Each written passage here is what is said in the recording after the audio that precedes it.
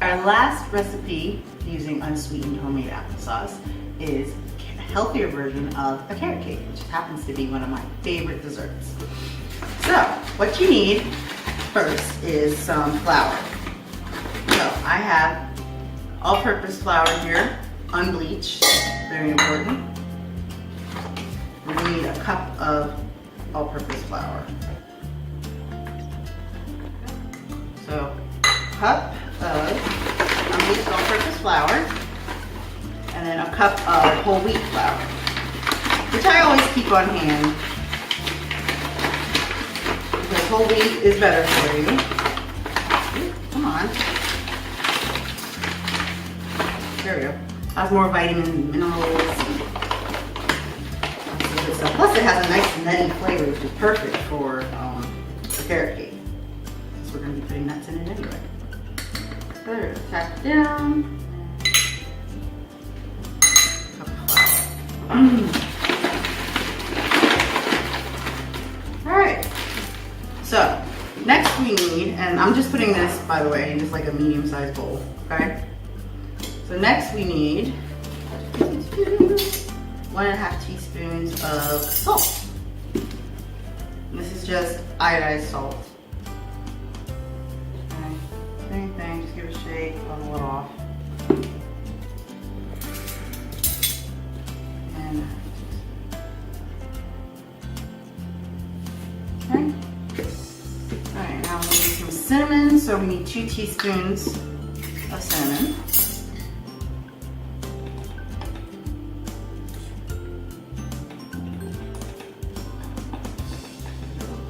Okay, there we go. Alright. And then I add about a teaspoon of ground nutmeg. You can add a little more, a little less, depending on your taste of nutmeg. Okay. 2 teaspoons of baking soda. Make sure you use the little flap to level off. That's 2. Alright, and then we just whisk it all together, like that. So those are all the dry ingredients, okay? So we're just gonna set that aside. We'll use it again in a minute. So, now for the wet ingredients. I have here about 3 cups of carrots, okay? Now, the way, I know these might look a little strange to you because they're not grated, and right, they're not grated. What I actually did was put them in food processor and just finely chop them. You can use it that way, or you can get one of these box graters like this one and use the biggest setting, and you can grate the carrots by hand. I like to use the food processor because it's just super fast. You know, you just throw the carrots in there, press the button, and it's done. So 3 cups of grated or finely chopped carrots. Then here is our homemade applesauce that we need. Look at that, yum yum. So we're gonna add that in. Remember that has that cinnamon and nutmeg and vanilla all in there. We need about 1/3 of a cup of coconut oil. So here, once again, let me show you. You wanna, oh, yep, there's the 3rd mark there. So make sure you get down and take a look.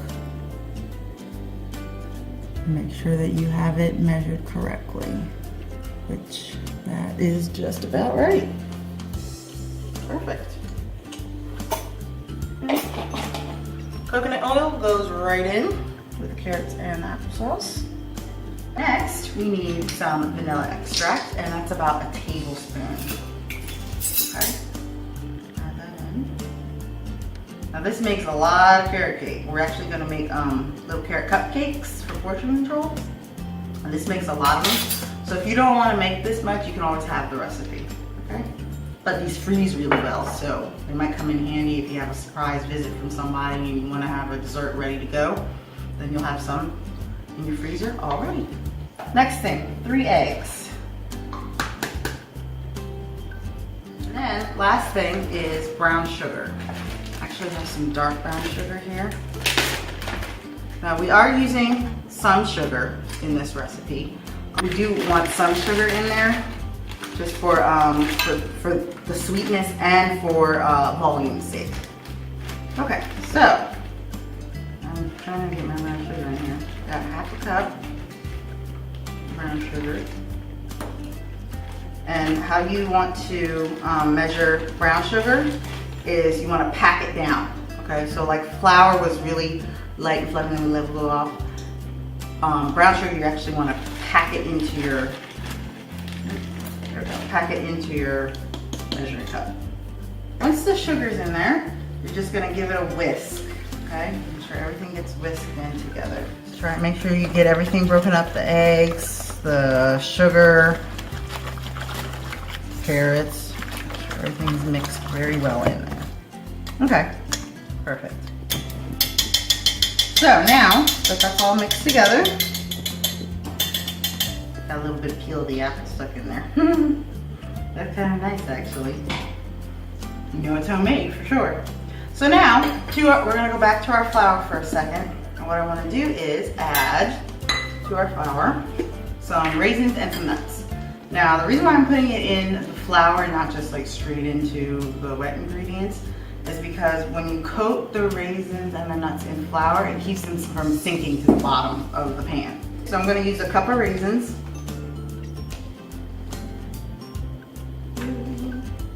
Now of course if you don't like raisins, you don't have to add them. Or you can add dried cranberries or cherries, anything you like. Okay? So a cup of raisins, go right in. And then a couple walnuts as well. So I have some walnuts here. I'll just move this over a little bit. That's stuff everywhere. Okay, walnuts. We want a cup of that. Ooh. Overflowing. But that'll work. Ooh, sheesh, spilling stuff. My goodness. Okay, onto my cutting board, and I just chop them by hand. Okay. You just want a rough chop because you definitely want some chunks of nuts in your carrot cake, right? So just chop it up like that. Now once again, you don't have to put nuts in here. You can use, you can leave it out altogether, or you can use a different kind of nut. You can use pecans is another good choice. But you know, if you like almonds, you can put that in, sure. Whatever you like. I think the best are walnuts or pecans. Pecans are actually my favorite. Put it in with the flour and the raisins. You get all of it too. Some like to escape. Okay, and got my spatula here. Just toss it all together. There you go. Perfect. Now they're not going to sink to the bottom of our pan. All right, so now we're just going to add our dry to our wet. I'm just going to fold it in. Get that in. And then just give it a stir. All right, guys, now it's time to scoop our batter into our muffin tins. So let me just show you what I did here. All I did was take my muffin tins, and I have 4 of them, which total 24 cupcakes.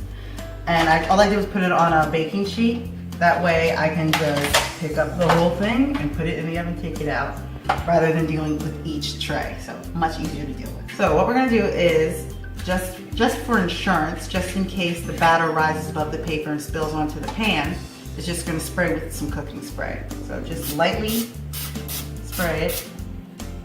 I'm spraying the pan, not the paper, okay? Because the paper doesn't matter. The pan does. That's what you're gonna have to end up cleaning, right? Now I have an ice cream scoop here. It's about 2 tablespoons. The volume is about 2 tablespoons. So I'm just gonna use my scoop. I'm gonna put 2 evenly scoops of batter into my cupcake tin. Okay? I'm just gonna repeat and do that for all of these. Now I have my oven set at 350 degrees. I'm gonna put it on the top rack. It's gonna bake for about 25 to 30 minutes, okay?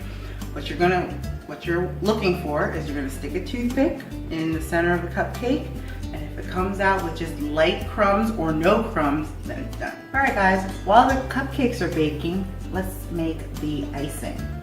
So this is a healthier version of cream cheese icing, which is a must for carrot cake. So in my bowl here, I have a 8-ounce brick of light cream cheese. Okay? Now to chew this, I'm going to add a 1/4 cup of honey. So here's a nice trick. Whenever you're dealing with honey or syrup or molasses, anything sticky like that, make sure you spray your measuring cup first. That way it slides right out. You're not wrestling with it. Okay? Ta-da! Perfect. Okay?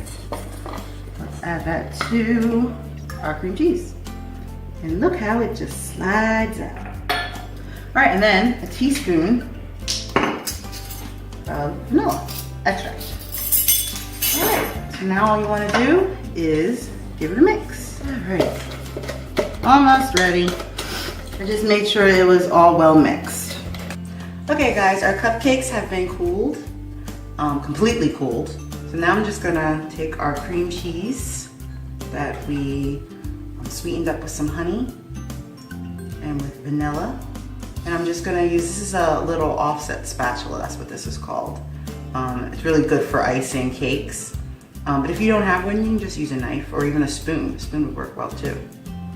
So I'm just gonna ice up my little cupcake. And it's so pretty, I like it. All right, now, that's if you're going to serve it, of course, right away. If you want to have them on hand and you want to put them in the freezer, make sure you label and date your bag. And then you just stack them in a gallon bag like this. Okay? And then when you're ready, you can thaw them out, and that's when you want to make your icing. Okay, you don't want to make your icing ahead of time, actually, because you can't freeze cream cheese. So you actually want to make the icing when you're ready to use the cupcakes, when you're ready to serve the cupcakes. There you go. Perfect.